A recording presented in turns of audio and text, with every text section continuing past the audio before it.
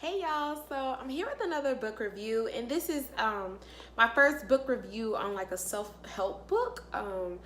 I explained in another video that I read a lot of self-help books just because I like to read them. I think they're awesome. I think that we constantly need redirection and good, positive, neutral influence in life. Like, at the end of the day, it's good to have friends and family that you could talk to about your issues, but they know you, so they might be coming from a place of bias or jealousy. You just never know. So I feel like when you're reading self-help books, you get neutral advice, like good neutral advice. And so I wanted to just be more transparent with my booktube and share with you all what it is I'm actually reading. Because I read about 30%, I would say about 30% of what I read is self-help books. So I don't want to, I want to be transparent. Like, I want my channel to reflect me. So here I am with my first self-help review, and it is 13 things mentally strong people don't do, and it matches my makeup.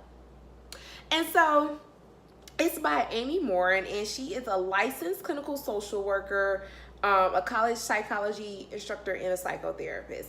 And so she wrote this book, 13 Things Mentally Strong People Don't Do. So first, let me start off by saying, piggyback on what I just said. Because I read a lot of self-help reviews, let me tell you that the bulk of them are similar. They're a lot the same. I can compare it to basically like a chicken recipe, right? Different people's going to have different chicken recipes. They're going to taste slightly different at the end you start eating the chicken. That's how self-help books are. It's just really the author, their audience, the way that they're tailoring their words, the way that they want to, their setting, the time the book was written, that really just makes the difference. So you might see some metaphors using social media these days when you won't see that in an older self-help book. So that's really the only difference. I feel like you don't waste too much money on them. If you read one, you read them all. I know that I don't, but I do read them. So anyway, 13 things mentally strong people don't do. One thing I really like about this book is it's succinct. Like, that's the title of the book, and that's exactly how the book written. It's like 13 chapters, 13 things, 1 through 13 in the lesson. So the book is succinct, it's straight to the point. The author, didn't do too much beating around the bush.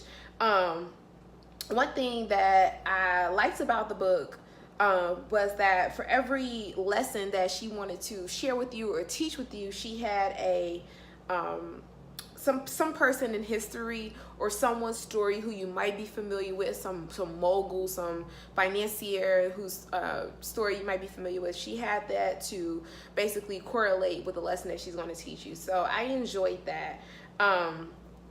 One thing that I did not enjoy from the book was that she did talk a lot about her personal life. I guess, in a preface that she could have just said, this is why I chose to write this book. But for a while, she bounces back a lot back to her personal experiences, and it kind of makes the book too personable, if you know what I mean. That's just my personal opinion. Somebody else can read the book and be like, oh, I love how she, interweaved her own story in it. Me, so much, I didn't care for it because I start to automatically think, oh, is this book written, just from emotions instead of from a clinical perspective? So that's my takeaway on that. And without giving, too many spoilers, I just want to share with you guys my favorite thing out of the 13 things. And I think they were all helpful lessons that that mentally strong people don't do is they don't fear alone time. I think that was my biggest takeaway. I am a person who loves to be alone. Like, I do not care. If I don't want to be bothered with you, I will not be bothered with you. I'm an only child. And I got to a point where, the older I got, I was like, oh, am I alone so much that I'm starting to repel people or push them away? Or have I gotten too comfortable in my loneliness?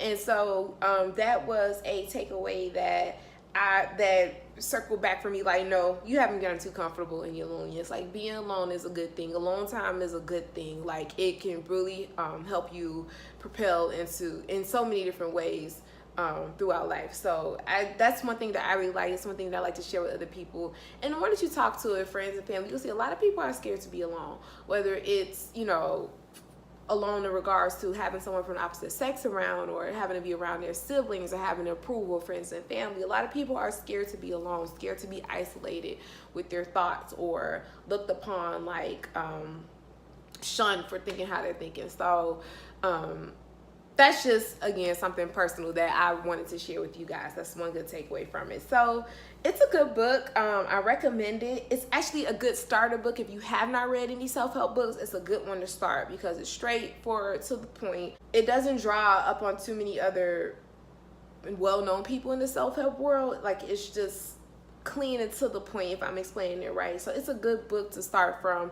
It's a good book to give someone. I think that it'll be well received. I think that anybody will find something to take away from it. Some books I read are not for all personality types. It's like you could lead a horse to water, but you can't make them drink.